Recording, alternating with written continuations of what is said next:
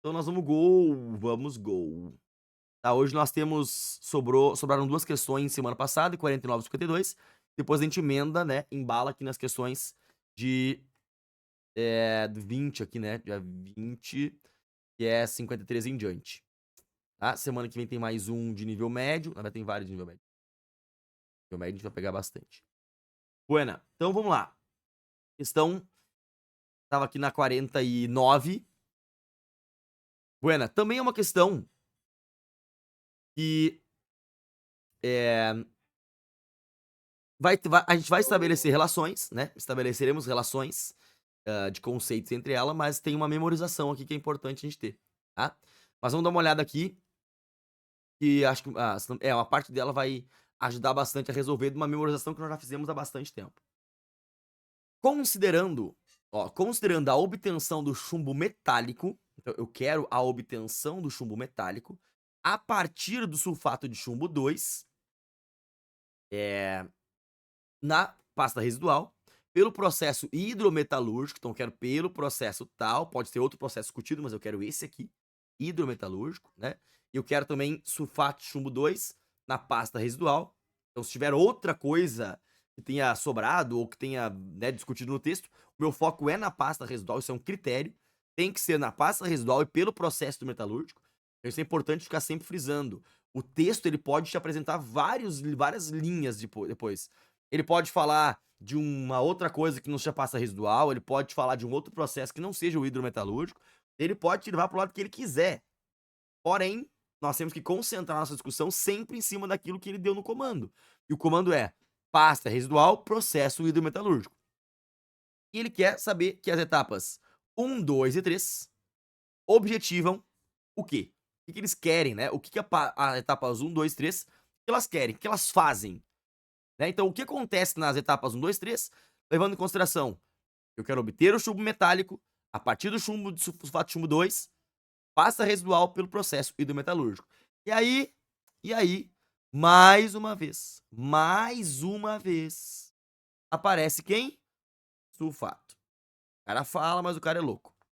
O cara fala, mas o cara, né, tem problema. Sulfato aparece nas provas, porque sulfato é uma das espécies que está na matriz de referência, dizendo vai aparecer um dos 4 ânions: sulfato, nitrato, cloreto e carbonato. Essa questão vai trazer 3. Vai trazer 3 deles, quer ver? Se não me engano, vai trazer 3 deles, vai aparecer nessa questão. Mas vamos lá, o que eu vou buscar no texto? Eu vou buscar, obviamente, né, essa rota, obtenção do chumbo metálico a partir do sulfato de chumbo 2, que esteja na pasta residual e que seja pelo processo hidrometalúrgico. E o que eu quero encontrar é o que acontece, o que objetivam, qual é a finalidade das etapas um, 2 e 3. É uma leitura de etapas do processo, certo? Vamos lá. Então ele fala: após o desmonte de bateria automotiva, é obtida uma pasta residual que tem 6 quilogramas tem 6 quilogramas, né, em 19% em massa do dióxido de chumbo 2, não me interessa o dióxido de chumbo 2, e 60% sulfato de chumbo 2, isso sim me interessa. E 21% de chumbo metálico, eu quero obtenção de chumbo metálico. O processo de pirometalúrgico é o mais comum na obtenção do chumbo metálico. Porém, devido à alta concentração de sulfato de chumbo 2, ocorre grande produção de dióxido de enxofre causador do problema ambiental. Perceba que aqui está falando do pirometalúrgico. Eu quero o hidrometalúrgico. Então, o pirometalúrgico não me interessa. Para eliminar a produção de dióxido de enxofre, utiliza-se o processo hidrometalúrgico. Esse me interessa. Então, veja que a gente poderia sair sublinhando que nem um louco o pirometalúrgico, não sei o quê. Não me interessa o pirometalúrgico. Me interessa o hidrometalúrgico. O comando me falou.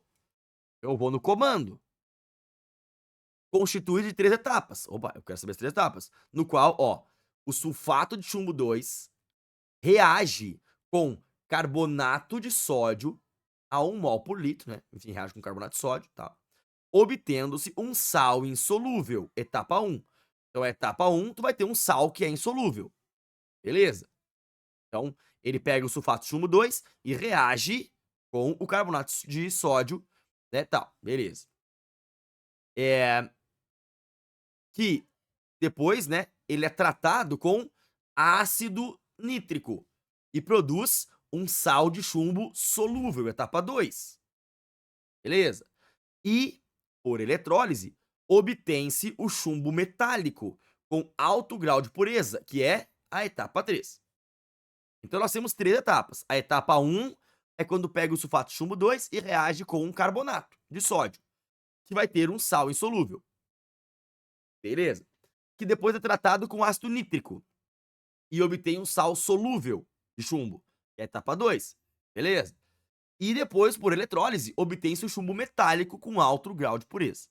Então eu quero ir em cada uma das etapas, a gente ver o que pode ter acontecido, tá? Mas eu quero te chamar a atenção para o seguinte, olha só que interessante que é a questão. E por que eu trouxe ela para o nível médio? Porque ela parece difícil, né? Tem um monte de palavras ali, de conceitos, de reação, parece. Mas não, eu quero que tu perceba o seguinte, nota que isso acontece na prova. Ó, a expressão lixiviação, lixiviação, lixiviação, lixiviação, lixiviação aparece em todas as alternativas. Dessulfuração, dessulfuração, dessulfuração, dessulfuração e dessulfuração acontecem em todas as afirmativas. O que isso quer dizer? Que esse não é o diferencial da etapa. Qual é o diferencial da etapa? O tipo de lixiviação e o tipo, né? A dessulfuração acontece igual, mas o tipo de dessulfuração. E para eu saber o tipo de sulfuração, o que a questão pediu para mim? Cara, tu sabe o que acontece quando tem uma reação com carbonato? Qual é o tipo de reatividade que o carbonato é chamado a gente à discussão? É um tipo de reatividade básica. É uma reatividade alcalina.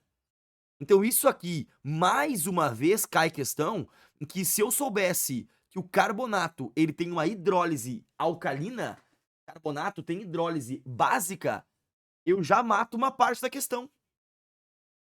Então vejam que, de novo, é uma questão que ela parece, ó meu Deus, que questão difícil, olha só, carbonato, chumbo 2, mol por litro, 45 graus Celsius, sal insolúvel, sal solúvel, ácido nítrico, caralho, 4. Calma. Vê que a alternativa, ela te pede que tu só saiba se é ácido básico. Ela te pede uma memorização. Se carbonato é ácido, o carbonato é básico. E a gente sabe que o carbonato é básico. O carbonato é um sal, é um ânion de hidrólise básica. Então, não pode ser a letra B, não pode ser a letra D. Porque não faz né, hidrólise, reatividade ali, né? De caráter ácido. Beleza? Agora a gente vai para a próxima. E aí ele fala: agora nós vamos usar o ácido nítrico. E aí, de novo, olha só, de novo, o que ele traz? Lixiviação, lixiviação, lixiviação, lixiviação, lixiviação e solubilização, solubilização, solubilização, solubilização, solubilização. De novo, lixiviação e solubilização não era o diferencial da questão. Não é o diferencial da questão. Ou seja, o diferencial é, tu sabe que o ácido nítrico, se o ácido nítrico é ácido ou básico, e a reatividade dele é ácido ou básica, tu sabe disso? Porra, seu domínio de linguagem. Se é ácido, é ácido. Então não pode ser, o que ficou pra nós aqui? Não pode ser, todas acabam, todas dão certo, né? É, todas são. Porque na verdade nós eliminaríamos a letra B aqui, que é básica, e aqui eliminaríamos aqui, que é básica. Então ficou lixiviação ácida, ficou certinho. E agora vem um conceito de oxirredução. Ele vem um conceito de oxirredução. Se o cara quer obter, né, se ele tem a intenção de obter o chumbo metálico dentro da leitura, o chumbo metálico, como é que ele é em termos de inox, né, de escrita? Ele é Pb sólido. Pb sólido. Ou também pode ser chamado, né, de Pb zero. Pb com NOx zero. Lembrando que as espécies metálicas que têm carga zero, elas são o seu aspecto metálico, né? São sólidas, ou no caso do mercúrio, né, que vai ser líquido, mas ele vai estar no seu estado padrão. Então o Pb, ele é Pb com carga zero. Então esse Pb zero vai ser justamente o chumbo metálico. Então se eu quero obter o chumbo metálico, eu quero que a última etapa seja a produção do chumbo sólido, produção do chumbo metálico. Então, olhando para as alternativas, ó, a gente vai ter a primeira fala da lixiviação do Pb mais 2 em zero. PB2 para PB0, o que é possível. Aqui já tá cortado fora, né, saiu fora a letra B. A letra C me mostra uma oxidação, não uma redução. Ele vai de 0 para mais 2, ele tá oxidando, está errado. A letra D a gente tá eliminada. E a letra E, que bate com a letra A a possibilidade, ó, ele vai de mais 4 para 0. Qual que eu escolho? Qual que eu escolho? Porra, a letra A, porque a letra A o tempo inteiro tá me falando que o chumbo é o chumbo 2. É o chumbo 2. Chumbo 2 é o chumbo que tem carga 2. Então é o chumbo que tem carga mais 2. Então percebam que essa questão, por que eu trouxe ela para nível médio? Tá? Por que eu trouxe para nível médio? Porque ela simplesmente, tu precisava para resolver ela, conceitos que estavam dentro de dominar a linguagem, saber que o sulfato de chumbo 2 é aquele que tem carga 2, e simplesmente né, compreensão de fenômenos em nível médio, que é justamente saber que o carbonato tem comportamento básico, e o ácido tem comportamento ácido, né? E que uma redução é a formação da espécie metálica. O chumbo metálico é metálico, pô. Ele nem fala em redução na real, né? Ele só fala do chumbo metálico. Então o chumbo metálico é o chumbo zero, é o chumbo sólido. Então são domínio de linguagens relacionados com compreensão de fenômenos. Isso entraria dentro da ideia cognitiva, não é do TRI. Nós não conseguimos mapear TRI. O TRI só é mapeado no próximo ano. Não pode se agarrar como leão de microdados. A gente tem que ir naquilo que é mais simples de resolver cognitivamente. Então a gente acerta, né? Talvez acertaria essa questão. Talvez ela tenha um grau de TRI um pouco mais alto, porque ela requer, né, que o aluno conheça a linguagem química. Ele não quer aprofundamento da linguagem química. Não é aprofundamento das reações e tudo mais. É o conhecimento da linguagem em si. Tá? Então nós temos ali uma questão que ela tem algumas conceituações ali que a gente consegue identificar. Deus. Bom, a próxima questão agora é a 52. 52. Essa aqui é uma questão bastante interessante, tá? Bastante interessante. Por quê? Porque assim, ó, ela poderia, essa é uma questão que ela poderia estar lá na prova de matemática. Ela poderia estar na prova de matemática, tá? Mas ela estava na prova de natureza com um viés químico, porque ela fala de soluções, ela fala, né, de cálculo de concentrações ali, tá? Mas não é uma questão com grau de dificuldade elevado. Vamos lá. E eu até acho que a gente consegue resolver ela bem, acho que é bem tranquilo de resolver ela. Vamos ver. A questão fala assim pra gente, ó. A leitura no densímetro corresponderia à fração máxima permitida de água. É a mais próxima de, tá? Então, olha só. Ele tá dizendo o seguinte, ó. Eu vou fazer a leitura de um densímetro para saber qual é que vai ser a fração máxima permitida de água é a mais próxima de. Então, como é que tem que ser a leitura do meu densímetro? O que eu tenho que ler nesse densímetro, tá? Para saber quanto que pode ser a fração máxima de água permitida nessa amostra, tá? Galera, uma coisa que é importante se ligar é que densímetro, ele aparece pra caramba nas provas. Porque a densidade, na prova do Enem, né? Porque a densidade é uma propriedade amplamente cobrada. Sendo a densidade uma propriedade muito cobrada, um instrumento de medida de densidade é o densímetro. Então, saber como o densímetro funciona, né? Entender como é que funciona o densímetro, ajuda a gente a projetar uma possível tipo de questão. E vai aparecer, a gente tá em 2013, recém. Então, daqui a pouco, quando a gente começar a pegar questões aleatórias não, ao longo dos anos, que eu vou listar, agora eu quero que você faça 2014. Nós vamos fazer 2014, 2015, 16. Vamos fazer e eu vou corrigindo, né? À medida que vai sendo necessário. Tá? Nesse primeiro momento, a gente tá batendo bastante na tecla de como resolver cada uma, mas daqui a pouco a gente vai fazer, né? Quando for questão livre, a gente vai fazer assim: vocês vão. Eu vou dizer quais são as provas. Não, agora é da questão tal a tal. Eles vão fazer e vão dizer, eu quero corrigir a questão 20, 30, 40, eu vou corrigir aquelas questões que são pedidas. Tá? A gente vai pegar, porque daí dá um pouco mais de liberdade, um pouco mais de ação pra gente. Então, só para se ligar no seguinte, tá? Para interpretar o negócio. Um densímetro, ele funciona mais ou menos assim. A gente vai ter um potinho, e esse potinho vai ter um líquido lá dentro. E aí tu vai colocar lá dentro um instrumento, que é o chamado densímetro, que ele vai flutuar. Ele é feito para flutuar no líquido. Então, quando tu larga o densímetro dentro do líquido, ele tem um ponto de equilíbrio em que ele não afunda mais nem flutua mais, ele fica em equilíbrio à medida em que a densidade média, né, no caso do empuxo aqui, né, a água, o volume deslocado corresponde à massa de água deslocada.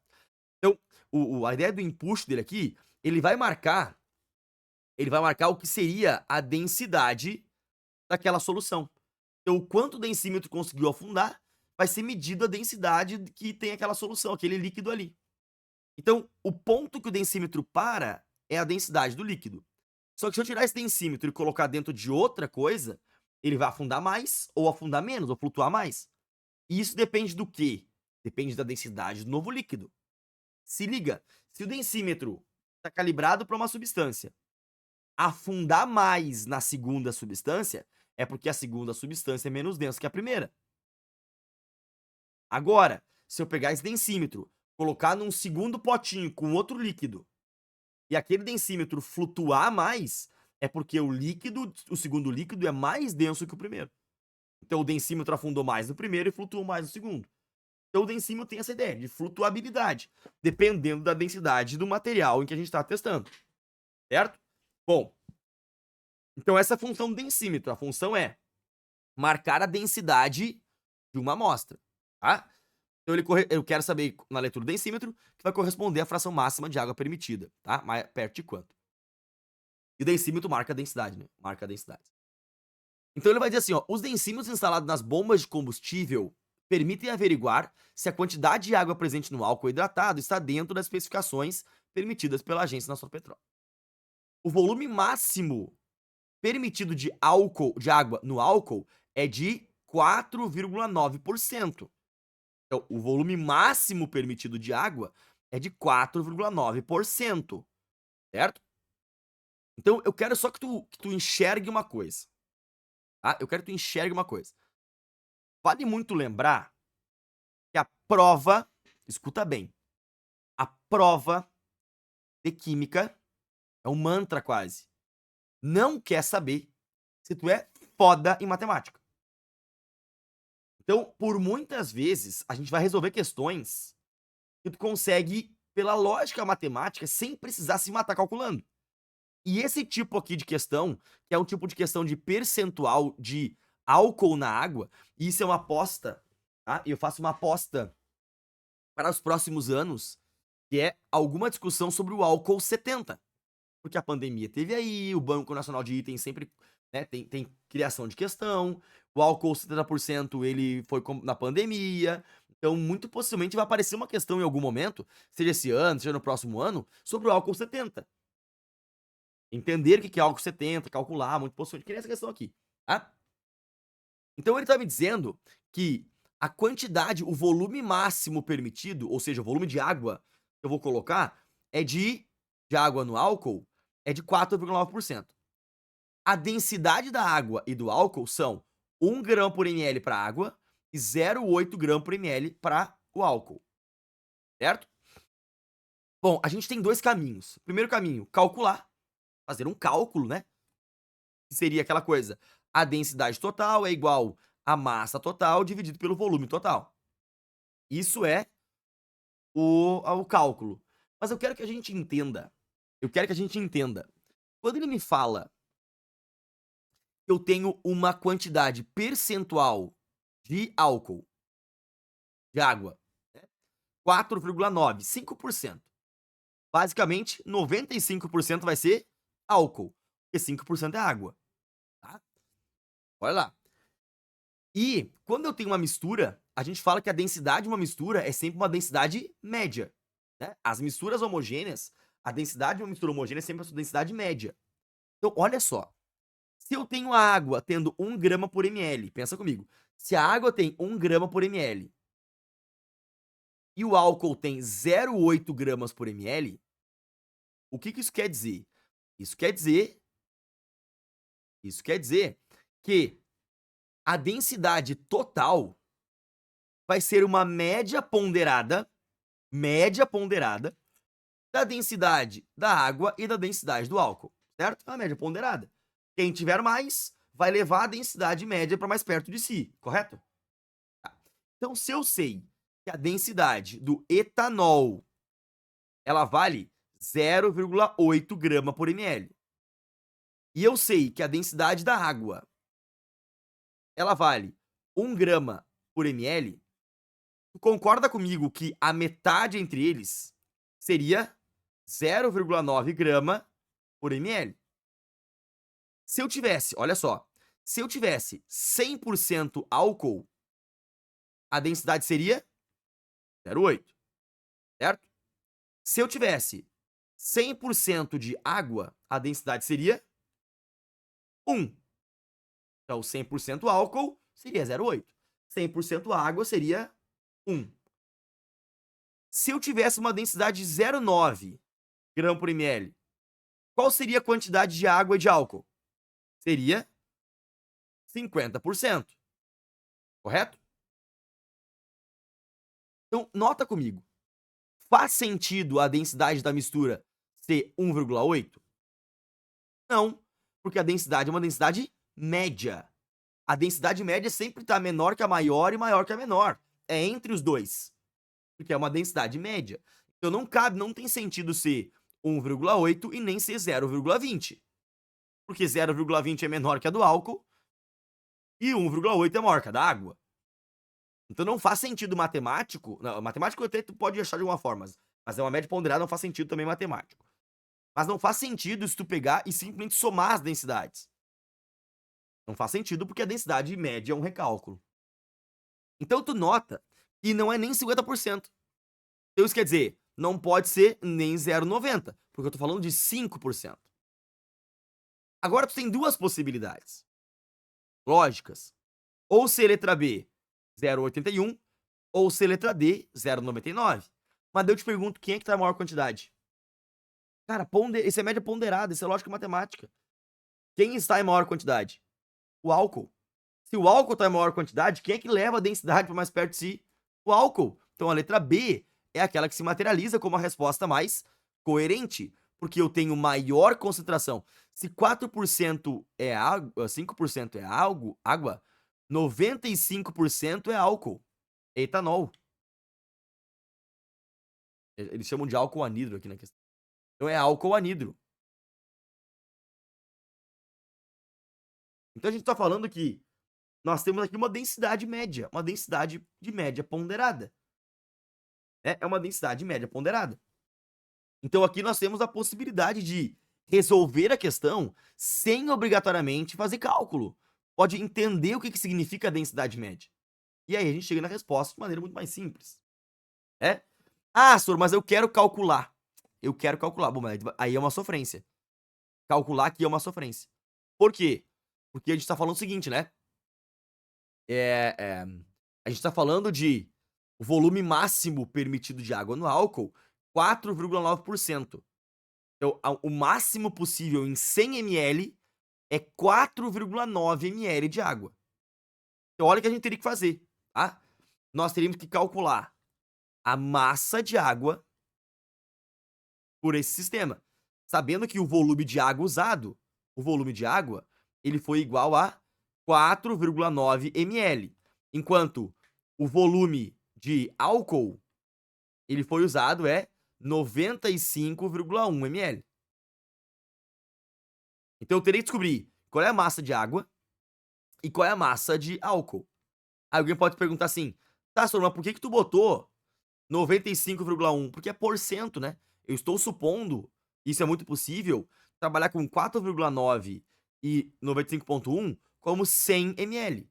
E 100 ml seria 100% do volume da amostra. Então, sabendo os volumes, eu sei as massas. Isso aqui é trabalhoso. Tá? Então, a massa de água, como a densidade é 1 grama por ml, né? A própria questão te falou que a densidade da água é igual a 1 grama por ml. Ó, se ele tem 4,9 ml, ele vai ter 4,9 gramas, porque é 1 para 1. Agora, no álcool, ele te falou que a densidade do álcool, ela é igual a 0,8 grama por ml. Então aqui eu tenho que calcular. Qual vai ser a massa de álcool?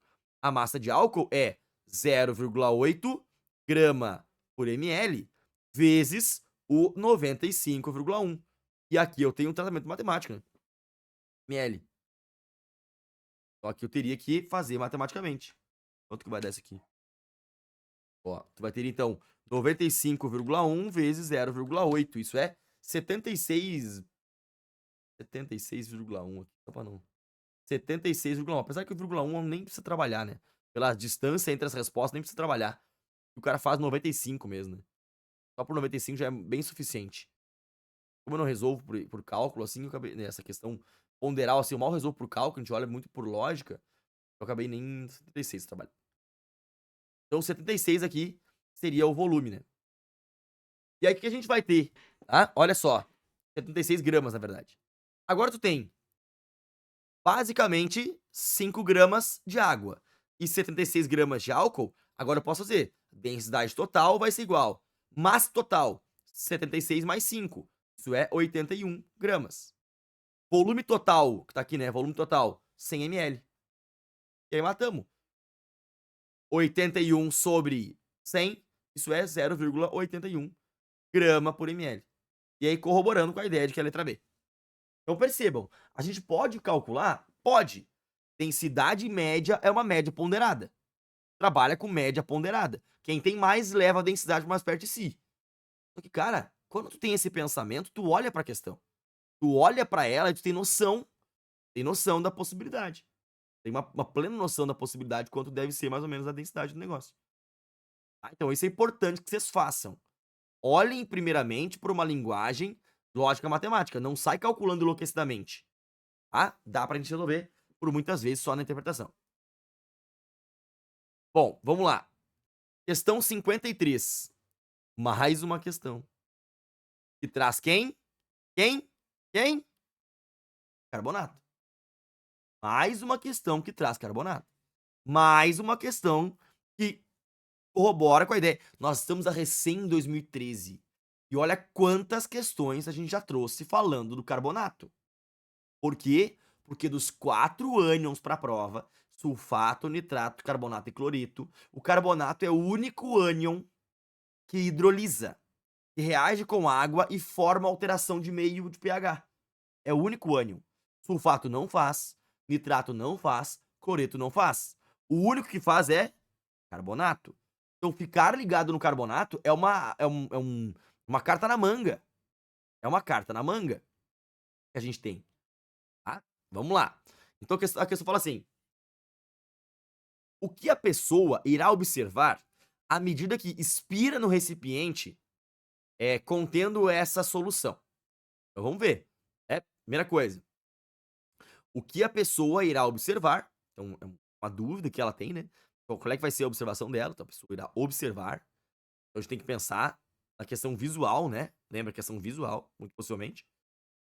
Nem é visual, né? É sensória, né? Ou visual, ou térmica, ou né, colorimétrica. À medida em que expira no recipiente contendo essa solução. Cara, olha só. À medida que expira no recipiente, tá? E ainda vai ter essa solução. Primeira coisa, o que tem nessa solução? Esse é um ponto. Eu teria que saber o que tem nessa solução.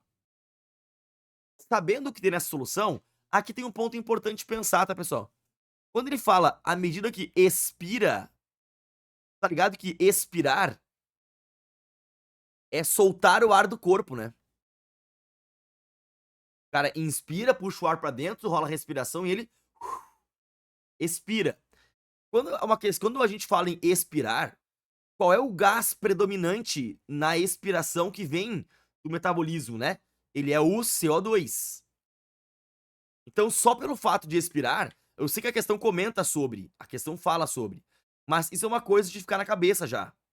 Se há uma expiração, há uma liberação de gás carbônico. Tá? Então, sabemos que o gás carbônico é um óxido de características ácidas.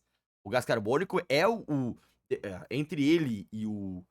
Entre os óxidos, na verdade, ácidos, eu tenho que saber, tem que estar ligado sempre no CO2, como óxido ácido, e nos SOX e NOx. Lembra? SOX é SO2, SO3. NOx, NO2, N2O5. São os principais. São os óxidos principais de características ácidas. São aqueles que, quando entram em água, deixam meio ácido. Então a questão vem lá e fala pra gente, ó. Eu quero saber o que tem na solução, para saber que quando ela expirar, ela vai liberar CO2 e o que ela pode observar no contexto. Então tem que ver qual é o contexto aqui em questão. À medida que se expira sobre uma solução, então, ó, expira sobre uma solução de azul de bromotimol e hidróxido de sódio, beleza, né? Tem hidróxido de sódio. O azul de bromotimol para mim não faz nenhum sentido ainda. Aqui me interessa. Sua coloração azul vai se alterando. Olha só, informação importante. Sua coloração azul vai se alterando. O azul de bromotimol é um indicador ácido-base que adquire cor azul em pH básico. Cara, olha só. Concorda comigo uma coisa? Olha só, vê se concorda comigo. Apagando essa informação que eu apaguei, tu consegue enxergar que só pela frase inicial do texto já fica implícito, implícito, que o azul de bromotimol tem cor azulada e meio básico, certo? É implícito. Por que é implícito? Porque ele tá me dizendo que eu tenho uma solução, que ela tem azul de bromotimol, e quando em contato com o hidróxido de sódio, que é básico, a gente já tem que saber que o hidróxido de sódio é uma substância de caráter alcalino, ele tem cor azul. Que o começo do texto me falou isso. Então isso é implícito pra gente. Mas a questão em si, ela não queria basicamente isso de ti, porque ela te explicou. Então o que torna a questão mais simples. Porque lembra, as questões que são mais simples, elas são mais informativas e menos conteudistas. Elas cobram menos conteúdo e mais informação, elas te dão. Está lá no começo do nosso material. Então aqui ela fez isso. Ó, ela te deu a informação de que o azul de bromotimol, ele é um indicador ácido-base que muda de cor e ele fica azul quando o pH do sistema tá básico. O que pra mim não precisaria explicar. Mas eles fizeram isso, eles foram queridos dizendo que o azul de bromotimol, ele é um indicador ácido-base que cor azul em pH básico. Aí ele continua. Verde em pH neutro e amarelo em pH básico. Então, ponto. Ele te contextualizou como é que o indicador funciona. Aí ele vem. De novo, ele não precisaria, mas ele te pediu. Ele te deu, na verdade. Olha o que ele fala. O gás carbônico expirado, nós falamos sobre no começo aqui da questão. Mas ele te explicou. Ou seja, não era um conteúdo que tu, na questão, precisava que tu soubesse. Não era um conteúdo que ele precisasse que soubesse na questão. Mas vamos lá. O gás carbônico, quando expirado, ele reage com a água presente na solução, produzindo ácido carbônico. E aí ele continua, o que ele não precisaria também. Ele não precisaria. Tu concorda comigo que isso aqui, ó, de novo. Ó, isso aqui, tu enxerga que essa parte, ó, enxerga que essa parte aqui, ela tá implícita na primeira parte. Porque olha só o que ele fala.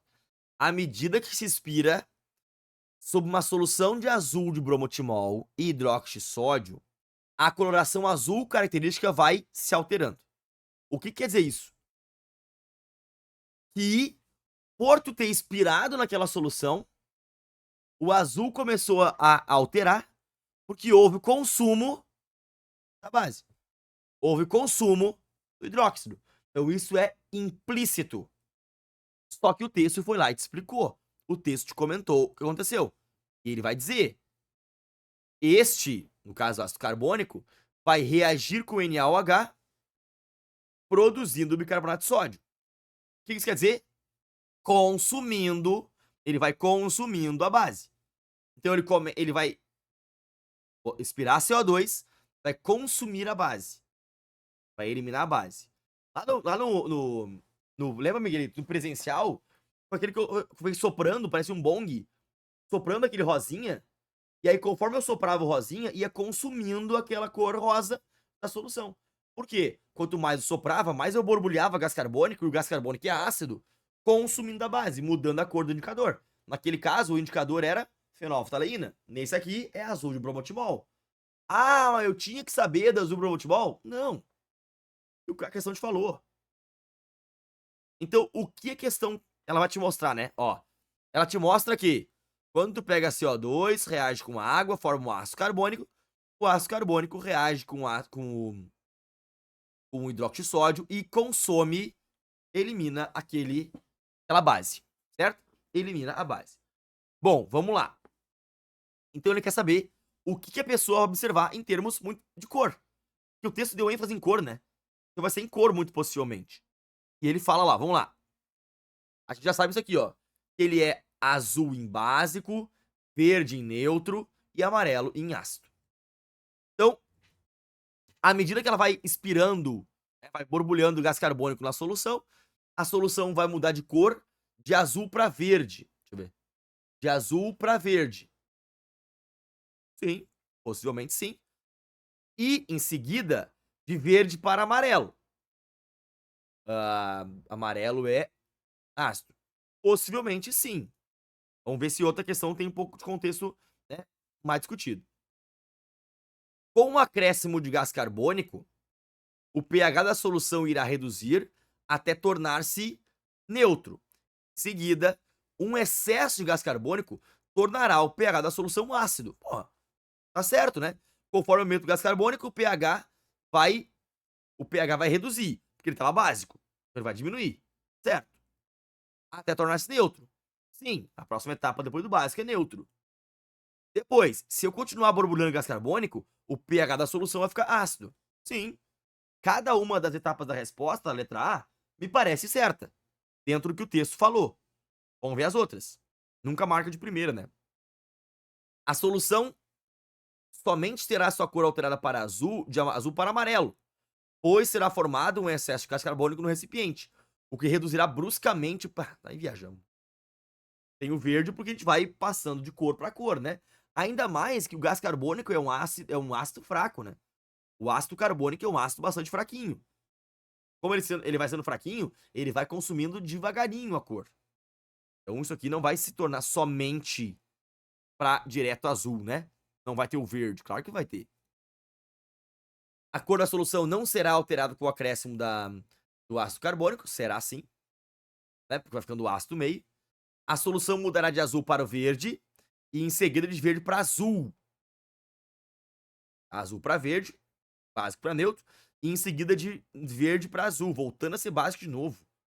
Isso ocorre porque funciona neutralizando o meio inicialmente básico, acompanhado atualmente pegar a solução, medir o ácido carbônico. Não, ácido carbônico forma ácido, né? Não vai de verde para azul, vai de verde para amarelo. E até porque ele fala aqui, né? Vai ter aumento do pH com ácido carbônico. Na realidade, aqui não é aumento, né? É diminuição. A palavra certa aqui é diminuição. Porque conforme vai entrando o ácido no meio, vai diminuindo o pH. A cor da solução alterará de azul para amarelo. Direto, né? Pô, direto não, né? E em seguida de amarelo para verde. Esse é justificado pelo fato de que o ácido carbônico reduzir brusca. A mesma coisa que o anterior, né? Reduzir bruscamente. Você viajou, né? Viajou. Até porque ele não é forte. Se ele não é forte, não é bruscamente que rola o negócio. Então, viajou. Então, notem o que a questão queria saber, cara. Queria saber se tu tá ligado nas conversões de pH e cor. Sabe que o pH ácido é um pH, né? A cor tá ali, mas tu sabe que o ácido carbônico forma um ácido e isso torna o pH mais baixo. É uma questão bem simples, na real. Tá? De novo, as espécies que a gente tá cansado de bater na tecla. Questão 55. Ó. Essa é legal, cara. Cara, se liga que a questão pede, tá? A questão pede,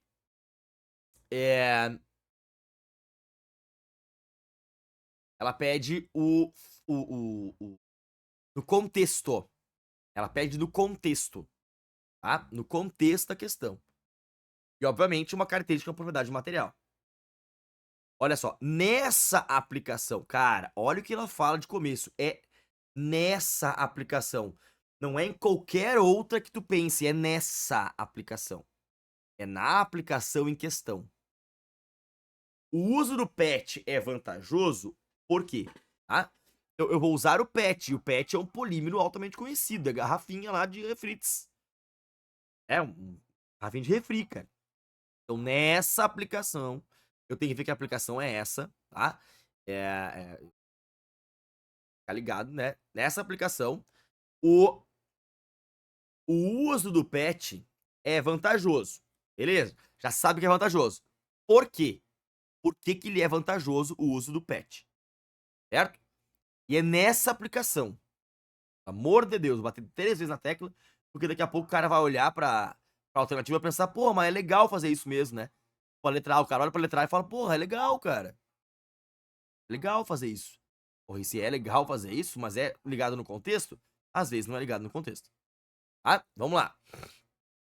Garrafas PET têm sido utilizadas em mangues. Ó, têm sido utilizadas em mangues, onde as larvas de ostras e de mariscos, geradas na reprodução dessas espécies, aderem ao plástico, se grudam no plástico.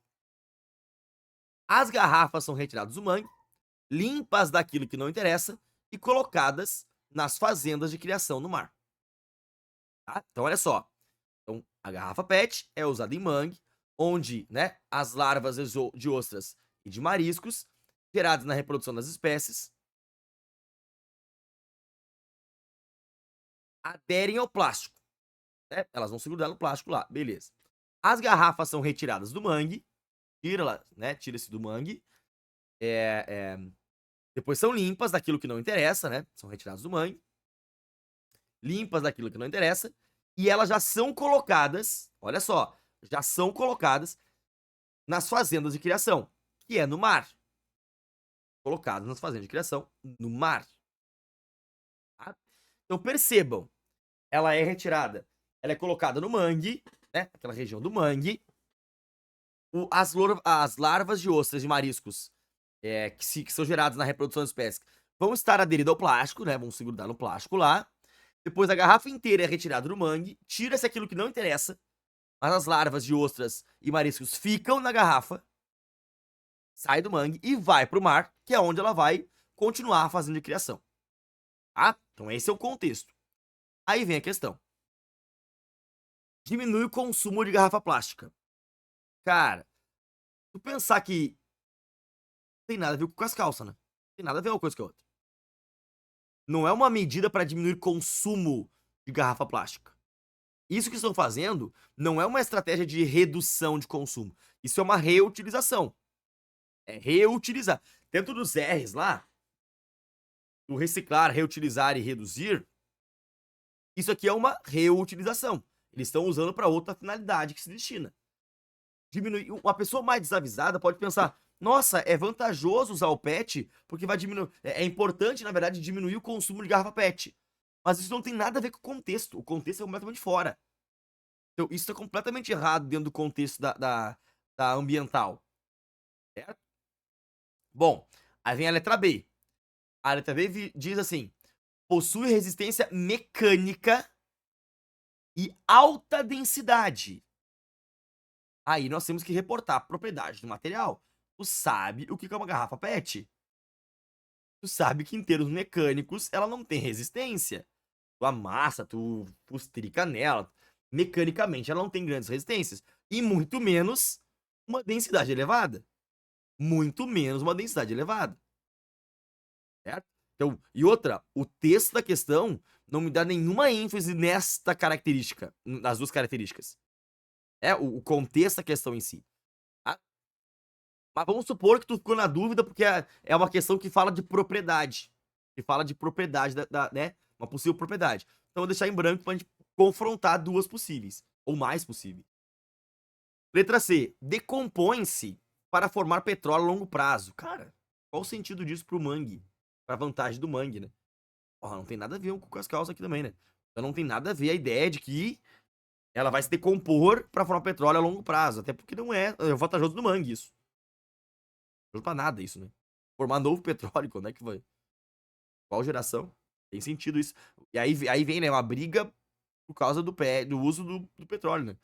Quer formar novo petróleo, é dessa, do jogar assim pra formar. Não. Letra D diz: é resistente ao sol, à água salobra, a fungos e a bactérias. Isso é interessante também. E, porra, vai ficar no mangue, lugar ensolarado, vai pro mar, água salobra. Se ela for decomposta por fungo e por bactéria, ela não vai conseguir cumprir seu papel, que é ficar lá no mangue, né? Recebendo a reprodução de ostras e mariscos, e muito menos depois ir pra fazenda de criação e ficar lá por um mais tempo criando lá, né? Os, os mariscos e ostras. Então essa aqui também fala de propriedade. A letra D tá muito mais ligada ao contexto, né? A letra D tá ligada mais ao contexto do que a letra B. A letra B fala de propriedades que não estão aplicadas ao pet. Não estão aplicadas diretamente ao pet. E a letra E, ela vai dizer, é biodegradável. Porra, já fodeu. Falar que o pet é biodegradável, aí não, né? Não é biodegradável, a gente sabe toda a problemática que tem o pet, né? E aí depois ele fala que é poroso ainda. É poroso, auxiliando na aderência de larvas e mariscos. A gente sabe que o pet, a porosidade do pet não é uma porosidade que seja considerável, muito menos biodegradável. Muito menos biodegradável. E aí vem a briga por causa do pet, né? Então a gente ficaria entre B e D, só que percebam que a B tem propriedades que não estão indicadas, né? Possui resistência mecânica, possui baixa resistência mecânica. E ainda por cima, alta densidade, né? A alta densidade que é o equívoco, né? Até a resistência mecânica fica muito vago, né? Possui resistência, não possui, possui alta, baixa, qual é que é a resistência mecânica? Mas a alta densidade aqui a gente não tá correto. A PET tem baixa densidade. Então a letra D é aquela que está ligada mais ao contexto, galera. Contexto de questão. Tá? E de novo, eu não posso cair numa resposta que é do tipo genérica, diminui o consumo. Ai, que legal, é importante diminuir o consumo. Não está ligado ao contexto. A prova do Enem é uma prova que ela é contextualizada. Então é obrigatório que tu siga a sequência comando, contexto e nativa. Comando, contexto e nativa. Sempre, cara, sempre. A resposta é obrigatória estar certo de conteúdo e contexto. Sempre que nós ficarmos entre duas, a gente olha para conteúdo e para contexto. Nesse caso, a letra B tá errada até com conteúdo. Muito menos contexto, tá ligado? A letra E tá errada por conteúdo. É biodegradável. É muito, muito importante que a gente tenha muito em mente a nossa estratégia de resolução de questões do Enem e botar em prática a estratégia. Não tenham vergonha de colocar em prática a estratégia. A estratégia é clara. Leia o comando, filtre as principais informações pensando o que ela quer de mim, qual é o contexto, qual é o critério, se tiver qual critério. É isso que ela tá me dando sempre. Sempre. Qual é o contexto aqui? Essa aplicação. Essa aplicação. O que ela quer de mim? Justifica. Me explica. É uma explicação, uma justificativa. Do que? Do uso vantajoso do pet. Então, aqui, o critério é, o pet é vantajoso. Me explica por que o pet é vantajoso. Então é isso que ela quer saber. Tá? Dentro do contexto. Vamos lá. Eu sei que agora, tá? Até um parentinho rápido. Eu sei que agora, enquanto o cara tá fazendo questão, no livro, né? Sentado em casa, né? Bem de boa, sem ninguém enchendo o saco, muito tranquilo fazendo, uma questão dessa parece besta. Parece, cara, olha que óbvio. Perdeu aí 10 minutos pra fazer uma questão fácil dessa. De boa dessa. Sim, mas a prova do Enem tá recheada dessas questões. O cara fica louco, é isso. A prova do Enem tá recheada dessas questões. Qual é o grande problema? A gente não desenvolver a estratégia, não botar em prática a estratégia. E quando a gente fala em estratégia, é questão fácil, né? É difícil, a estratégia é a mesma. A estratégia é a mesma, não muda.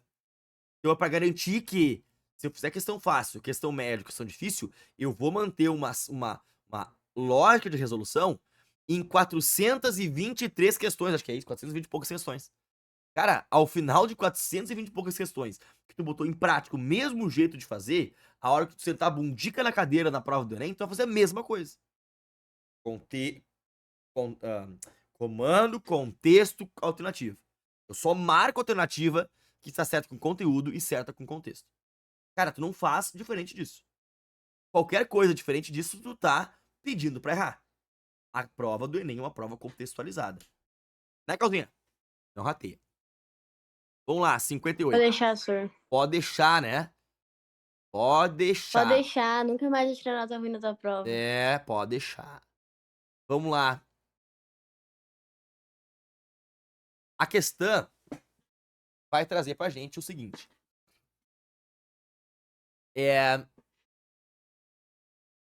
A pergunta é: a ordem de separação dos gases na coluna de fracionamento está baseada em qual propriedade da matéria? Então, o que eu tenho que saber? Eu tenho que saber que coluna de fracionamento é essa. A hora que eu souber como é que é qual é a técnica, porque a técnica é na coluna de fracionamento, e qual é a separação, né? Quais são os gases separados nessa coluna, enfim, essa relação, eu posso avaliar qual é a propriedade da matéria. Tá? Notem uma coisa. De novo, a gente está observando que todas as respostas são respostas diferentes. Ó, todas elas: densidade dos gases, pressão parcial, capacidade térmica, condutividade térmica, temperatura de ebulição. Então, todas elas são propriedades diferentes. Logo, se eu já identificar a propriedade direto, eu nem preciso para explicação. Certo? Eu vi a propriedade e já passei direto. Diferentemente, se tivesse, por exemplo, aquela coisa: duas respostas iguais em termos de propriedade, eu teria que analisar a justificativa. Mas aqui é só a propriedade. Então, vamos ver o seguinte, ó. Industrialmente, é possível separar os componentes do ar utilizando-se uma coluna de fracionamento. Utilizando-se uma coluna de fracionamento. Com este processo, obtém-se os gases oxigênio, nitrogênio e argônio, beleza? Nesse processo, o ar é comprimido e se liquefaz, vira líquido. Em seguida, ele é expandido, volta ao seu estado gasoso e seus componentes se separam um a um. Então a discussão central é: ele vira líquido, mas a separação em si acontece quando do líquido volta a ser gás, volta ao estado gasoso. Então, ao voltar ao estado gasoso, qual é a propriedade que se discute em termos de avaliação da mudança de líquido para gás? Isso é temperatura de ebulição, não é? Temperatura de ebulição. Então a discussão aqui está na mudança de estado físico. É uma questão que pediu para relacionar a mudança de estado físico discutida com uma propriedade aplicada ao fracionamento. Então isso aqui é uma temperatura de ebulição. Se discute temperatura de ebulição. Certo? Bem simples. Só um detalhe que eu chamo a atenção. Pressão parcial de gases significa concentração, quantidade. Tá? É quantidade. E aí vale muito lembrar que se eu ferver, por exemplo, um copo d'água, ou ferver 20 litros d'água, lá em Tramandaí, os dois vão ferver a 100 graus Celsius. A diferença é que o copinho d'água ferve mais rápido do que a bombona. Certo? A questão é tempo, a questão não é temperatura. Temperatura é específico do material. Cada material ferve e derrete na sua temperatura específica. Não importa se é 1 ml ou 100 litros do material. A temperatura é a mesma. Tá? Então, temperatura é uma propriedade específica da matéria. Certo? Então, bem tranquila a questão. 50 é 60 agora. Temos essa, 60. Cara, essa aqui é interessante, tá? Ela é interessante, porque assim, eu trouxe ela como nível médio, mas ela não é médio. Vamos pular essa aqui. Eu não sei porque eu botei ela no nível médio, porque ela não é média. Ela tem conceitos mais complexos. Deixa essa aqui pra depois. Ela é mais difícil, depois a gente vai discutir no difícil por quê. Então tem que arrumar ali essa aqui pra gente dar uma olhada. Ela é mais difícil. Não sei porque veio. Botei na hora da passada e não vi. 63. Aqui. Essa é uma questão também, né? De boa.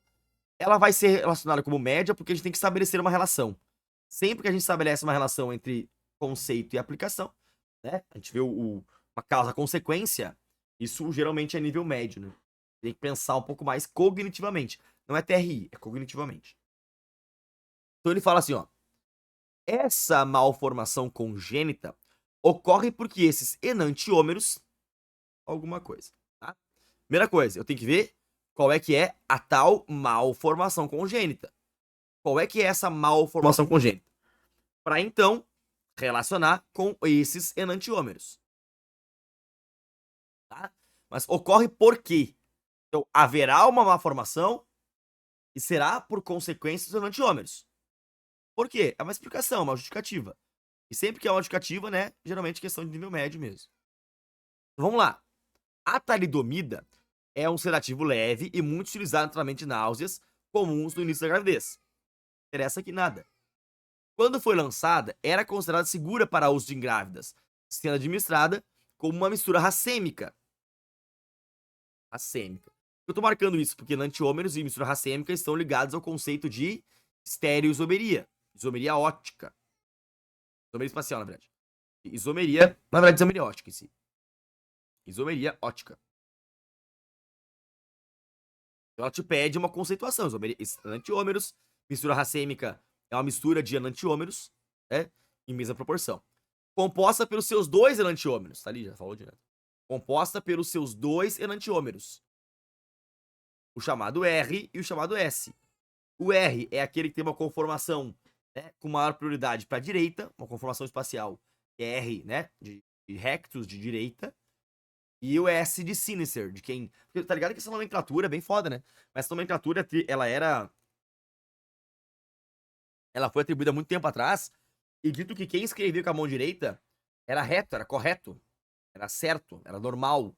Então os caras atribuíram as moléculas que tinham uma conformação espacial, que tinha prioridade, né, deslocamento pra direita, depois a gente vai ver isso quando a gente chegar no conteúdo lá no extensivo, quem virava pra direita era certo, era rectus, era correto. Então ficou o R de direita, né? E o S de sinistro, sinister, de sinistro, de anormal, ligado? Então ficou a ideia disso. Quem escreve com a mão direita é correto, é rectus. Quem escreve com a mão esquerda é sinister, é sinistro, é aberração. Então ficou essa nomenclatura inicial, né? Então os enantiômeros RS é para dizer que os dois, eles têm conformações espaciais diferentes.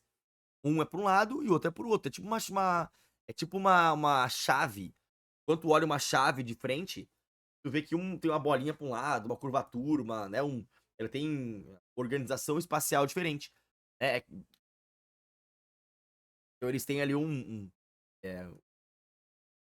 a curvatura dela sendo para um lado, se eu fizer a mesma chave, com o mesmo tamanho, com a mesma massa, mesmo tudo. Só que ao invés da curvatura para um lado eu faço para o outro, não abre minha casa. Não abre o carro, não abre a fechadura. Porque não encaixa, porque não tem o mesmo dimensionamento espacial correto. Aí ele continua, dizendo, entretanto, não se sabia, na época, que o enantiômero S leva à malformação congênita, afetando principalmente o desenvolvimento normal dos braços da perna do bebê. Então percebam, ele fala que o R não causa nenhum problema, porém, o S tem problema. Então o que nos leva a pensar isso, né? O que nos leva a pensar isso? Porra, o S não dá nada, o R não dá nada, mas o S dá. Então o S, muito possivelmente, tem um comportamento diferente. Tem um comportamento diferente. E aí vem, a má formação acontece porque os enantiômeros, alguma coisa, reagem entre si. Porra, cara, reagir entre si, eu sempre falo pra vocês, afirmar uma questão de reação é muito foda. Como é que eu vou dizer que uma coisa reage com outra se eu não sei quem é a coisa e não sei quem é a outra? Se tu não sabe quem eles são exatamente, não afirma que reage, cara. Né, Lívia? Ressona no ouvido. Tem que ressonar no ouvido. Não marca a caralha da reatividade. Não marca a desgraça da reação. Porque se tu marca a reação, tu tá afirmando pro Enem. Tá afirmando pro Enem. Tu marcou. Não, tu não marcou isso aí. Nem louca de marcar uma coisa dessa. Tu tem que ouvir a voz gritando no teu ouvido, com todo carinho. Não marca essa merda. Isso aí. Pula essas questões que são de reação. E, cara, falar sempre a vida inteira. Como é que eu vou afirmar que vai ter uma reação se eu não sei quem é a espécie que vai reagir? Ah, senhor, mas é talidomida. Tá, mas qual é a estrutura da talidomida? Eu não faço ideia. Eu não faço a menor ideia de qual é a estrutura da talidomida. Tu pode perguntar pra mim, eu não sei. Ah, mas tinha que saber? Claro que não, tinha que saber. Tem nada a ver com o cascal, não tem como saber um troço desse. Tem. Agora, se eu tenho a molécula, se eu tenho os grupos, se eu tenho as espécies, aí é outra coisa. Aí são outros 500. Mas assim, ó, jogar no ar não tem como saber. Então, marcar respostas que são reações é tiro no escuro. Se tu não sabe quem são as espécies, então tem que ressonar. Eu gritando no ouvido. Aí vem a letra B. Não podem ser separados. Tá. Mas a pergunta não é se eles podem ou não ser separados. A pergunta é, por que que ocorre a malformação congênita? Por que que ocorre essa malformação congênita? Porque um dos enantiômeros causa o problema, o outro não. Então a malformação congênita não está associado à talidomida, está associado ao enantiômero S. É? Não estão presentes em partes iguais. E aqui vem a história da mistura racêmica. Lembra assim, ó, lá nos conceitos químicos, apesar de que isso não tem nada a ver uma coisa com a outra, mas a mistura racêmica, ela significa que eu tenho 50% da amostra é o isômero R e 50% da amostra é o isômero S. Eles estão igual quantidade. Mistura racêmica, racemato é isso. É igual quantidade dos dois. Então eles estão presentes, né, em igual quantidade. Mas isso, estar em partes iguais, não significa que vá gerar a má formação congênita. Na real, é ter o isômero S que causa a má formação congênita. Então, o contexto está me dizendo que é o isômero S que causa o problema, não é o R. Interage de maneira distinta com o organismo. Porra, essa aqui faz mais sentido por enquanto. Porque se ele me fala que ele tem os dois juntos, mas que o S é o problema, então eles interagem de maneira diferente. É o que se espera de um isômero óptico, de um isômero do tipo enantiômero. É o que se espera dele de verdade. Eles tenham comportamentos diferentes. Isso está mais coerente. São estruturas com diferentes grupos funcionais. E aqui tá errado gritantemente. Porque se eles têm diferentes grupos funcionais, eles não podem ser isômeros óticos. Porque isômero significa mesma fórmula molecular. Isômero ótico ainda é tudo igual. Tudo igual. Só tem diferença na espacialidade. Então, o isômero ótico, como é essa questão, né, de falar enantiômero, ele é tudo igual praticamente. É tudo igual na molécula. A diferença é só no espaço. A diferença é na espacialidade. A diferença é só na espacialidade. É aquela coisa que eu falei. É uma chave que ao invés da curvatura tá pra um lado, ela tá pro outro. Ao invés do dentinho tá pra um lado, tá pro outro. Mas ele é o mesmo, é a mesma massa da chave, é o mesmo tamanho, é o mesmo de tudo igual. Só que ao invés da bolinha tá pra um lado, tá pro outro. É só isso que muda e a chave já não abre mais a porta. Tá? Então essa é a ideia do enantiômero ali. Letra D é aquela mais coerente.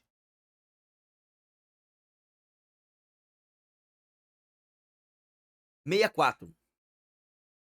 Galera, 64 também é uma questão que ela não tem grandes dificuldades.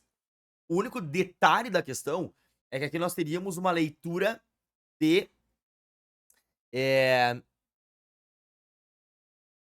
uma leitura de linguagem da linguagem química. Linguagem bioquímica, na verdade, né? Domínio de linguagem. Vamos ler. Deixa eu dar o domínio da linguagem primeiro e depois eu vou ver a questão, tá?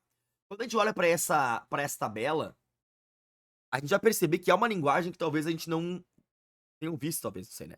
Mas, tipo assim, ó, isso aqui, ó.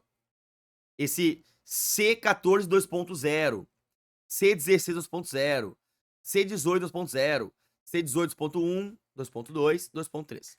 O que é esses 2 pontos, tá? Esses 2 pontos é uma linguagem bioquímica que diz o seguinte: quando nós temos espécies que são graxas, né? Tipo óleos, assim, tem um ácidos graxos. Se esse ácido graxo tem ligação dupla, ele passa a ser chamado de insaturado.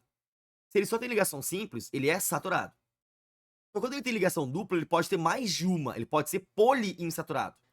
Então, a gente representa a quantidade de ligações duplas com esses 2 pontos. Então, por exemplo, quando a gente fala assim, ó, em ácido oleico, né, o ácido oleico, dito que ele tem C18, 2 pontos, 1, o que isso quer dizer? Isso quer dizer que ele tem 18 carbonos na fórmula, cadeia com 18 carbonos, sendo que tem uma ligação dupla. Uma ligação dupla. Quando eu vejo, por exemplo, o C2, 2 pontos, 2, ele tem 2 ligações duplas. E o C2.3, ele tem 3 ligações duplas. Isso quer dizer, então, pra gente, que o linolênico, ele é mais insaturado que o linoleico, que é mais insaturado que o oleico, e por sua vez, os outros 3, né, mirístico, palmítico, seriático, são saturados. Então, o linolênico, ele é o mais insaturado. Então, essa é uma linguagem simples da bioquímica. Tu olha para a fórmula e vê quantas ligações duplas ele tem pelo mapeamento ali dos 2 pontos, tá? Vamos lá. A questão fala assim: qual das fontes oleaginosas apresentadas produziria um biodiesel de maior resistência à oxidação? Primeira coisa que tem que saber: qual é o critério para a maior resistência à oxidação? Sabendo o critério de resistência à oxidação, eu então vou me reportar para qual é a fonte oleaginosa que vai ter produziria esse biodiesel. Então, como é que se produz biodiesel? Com maior resistência à oxidação, para eu então encontrar qual é que é a fonte oleaginosa. Percebam, eu quero relacionar, né? Eu quero associar uma fonte oleaginosa. Só que em qual contexto? Produção de biodiesel. Qual critério? Maior resistência à oxidação, porque poderia ser a menor. O critério é a maior. Então eu tenho um critério, eu tenho um contexto, eu tenho um comando. Associa para mim ali qual é que é. Vamos lá. O biodiesel não é classificado como uma substância pura, mas como uma mistura de ésteres derivados de ácidos graxos presentes na sua matéria-prima. Tudo certo. As propriedades do biodiesel variam de acordo com a composição do óleo ou gordura animal que lhe deu origem. Por exemplo, o teor de ésteres saturados é responsável pela maior estabilidade do biodiesel frente à oxidação. O que me interessa? O diesel, a sua maior estabilidade, ele está ligado a ésteres saturados, o que resulta em um aumento da vida útil do biocombustível. O quadro a seguir ilustra o teor de ácidos graxos em algumas fontes oleaginosas. Então aqui eu vou relacionar o ácido graxo. Ele fala, né, que o ácido graxo ele fala que o ácido graxo aqui é matéria-prima por função dos ésteres, né? E que os ésteres saturados têm maior estabilidade frente à oxidação. Tá? Então vamos lá. Se ele me disse que a maior resistência à oxidação é pelos ácidos graxos, eu vou olhar aqui e vejo saturados. Quem são os saturados? São esses aqui, ó. Esses aqui são os saturados. Qual é o ácido graxo, né? Qual é a fonte oleaginosa? São uma das 5 fontes oleaginosas. Tem maior resistência à. A oxidação. aquela que tem maior concentração de ácido graxo. Ó, a palma aqui, ó. Ele tem 42,8% de ácido palmítico. Ó, 42,8 é maior que o do algodão, é maior que o de todos os outros, né? Então esse aqui, o da palma, é aquele que vai ter maior resistência à oxidação. Porque ele me falou no texto que a maior resistência à oxidação é de cadeias que são saturadas. E eu sei que é saturado pelo percentual aqui, pelos 2,0 aqui, que disse, ó, não tem nenhuma ligação dupla, não tem nenhuma ligação dupla. Então a gente resolveria essa questão com um grande apontamento para domínio de linguagens. Domínio de linguagem aqui era o principal, tá? Mas eu trouxe ela porque há uma relação entre a oxidação, saber o que é saturado, né? Analisar na cadeia, então achar uma resposta. A próxima questão é a questão 65, que é essa aqui, ó.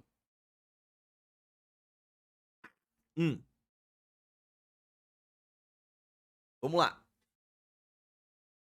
A questão, então, ela vai... Essa é uma questão um pouquinho mais difícil, né? Ela envolve um calculinho. Tem que fazer um calculinho aqui na mão. Mas também é uma questão que era muito tranquilamente, talvez poderia estar na prova de matemática. Ela talvez poderia estar na prova de matemática, tá? Por quê? Vamos lá. Ela diz assim, ó, ela diz assim: a situação do biodiesel usado nos anos 80 por aquele difundido de 2012, substituição, né? Do diesel usado. Eu li a situação aqui. A substituição do diesel usado em 80 por aquele difundido em 2012 permitiu uma redução percentual de emissão de SO3, tá? Então, como é que a gente vai analisar isso?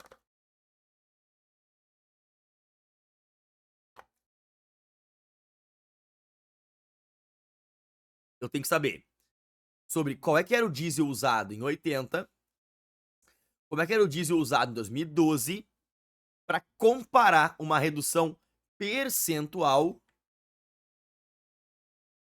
na emissão de SO3, tá?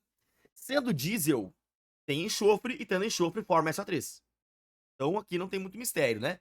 A gente sabe que só pelo fato de ter enxofre na composição do diesel, esse enxofre reage com oxigênio, forma SO2, que por sua vez reage com O2 da atmosfera por muitas vezes e forma SO3, forma lá SO3, e o SO3 reage com água e forma H2, ó, nem preciso disso aqui, né? Mas enfim, formaria ácido sulfúrico. A questão nem pediu isso aqui, eu fui até além. A questão só pede isso, de cima. Então, sabendo que o diesel fornece enxofre, o diesel é uma grande fonte fornecedora de enxofre, o que é consumido de diesel forma SO3 na natureza. Então não importa a fonte, se ela vem do diesel, vai formar SO3. Qual é a discussão central? Tem bastante enxofre no diesel ou tem pouco? E é isso que o texto vai falar. Ó, diesel é uma mistura de hidrocarbonetos que também apresenta enxofre na sua composição. Então ele já fala, ó, o diesel, ele apresenta enxofre na sua composição, sabemos. O enxofre é um componente desejável, pois o trióxido de enxofre gerado é um dos grandes causadores de chuva ácida. Ó, nos anos 80, não havia regulamentação e era utilizado um diesel que tinha 13.000 ppm de enxofre. Em 2009, que não me interessa, foi para 1.800, e em seguida foi inserido no mercado o diesel S500, que tem 500 ppm de enxofre. Certo? Também não me interessa esse aqui, né? Não, eu quero 2012, nem é esse aqui. Eu quero 2012. Em 2012 foi difundido o diesel S50 com 50 ppm de enxofre em sua composição. Atualmente é produzido um diesel com teores menores ainda, que é o S10, né? Por passar no posto de gasolina, tu vai ver o diesel S10. É esse. Então, na real, a questão quer saber o seguinte: quando antes tinha 13.000 ppm, né, uma concentração gigantesca, 13.000 ppm de enxofre no diesel, produziria uma quantidade de SO3. Só que ele não pediu em massa, ele pediu em percentual. Então, quando tinha 13.000 ppm, tinha um percentual. Agora tem 50 ppm de enxofre. Qual é a redução percentual? Então, aqui é o mathematiquês, né? O mathematiquês. O que a gente pode fazer? Ó, qual é a minha certeza? Quando tinha 13.000 ppm, né? Quando tinha lá 13.000 ppm, pode botar 13.000, pode botar, tipo, 13 vezes 10 a 3 ppm. Isso corresponderia a 100% da emissão, certo? 100% de emissão. Agora, a dúvida é, quando eu tiver 50 ppm, isso é 5 vezes 10 na 1 ppm, isso vai ser X% de emissão. Então, a gente vai conseguir descobrir quantos por cento isso dá. Quantos por 100, tá? Quantos por cento. Mas perceba, isso é uma porcentagem da emissão. Tá? Emissão, isso aqui era 2000 e era em 80, na verdade, né? Isso era 1980. E agora é quantos por cento se representa da emissão do de 80. E aí depois eu faço o quê? Desconta. Eu quero a diferença, a redução percentual. Então eu pegaria lá, né, o 100% e eu vou descontar desse X%. Isso vai me dar o valor. Só pra gente acelerar o processo aqui, a gente tem 50 dividido por 13.000. Isso dá... Opa, não fiz V100, né? Então é 50 vezes 100 dividido por 13.000. Isso dá 0,38. Só que é 0,38% e eu desconto de 100. 99,6, né? Então, 99,6. Uma questão simples que isso aqui poderia tranquilamente estar na prova de matemática. Não era obrigatório estar na prova de química. Tá? Bem tranquilamente isso aí estaria na prova de matemática. Deixa eu ver a questão 69. Dá tempo de fazer. Então a gente pula para a próxima. Não. Vamos deixar para a próxima aula, porque eu preciso ver alguns conceitos com vocês aqui de vídeo. Né? Só lembrar alguns conceitos de ligação das moléculas orgânicas, então demoraria um pouquinho mais. E eu não quero passar do nosso horário combinado. Certo, meu povo? Então, nós ficamos por aqui. Na próxima aula, temos ali, né, de novo exercício, alguns exercícios para fazer, tá? Faz o 69, depois tem 71, 72, 74, até 82. E aí a gente se vê na semana que vem. Sempre apliquem a mesma estratégia, pelo amor de Deus, porque é a estratégia que vai dar pra gente segurança de ver o que a gente vai fazer lá no dia da prova do Enem. Certo, queridos? Então, um big beijo pra vocês. Ficamos até semana que vem. Miguelito, até amanhã. Até Certo? amanhã. Beijão.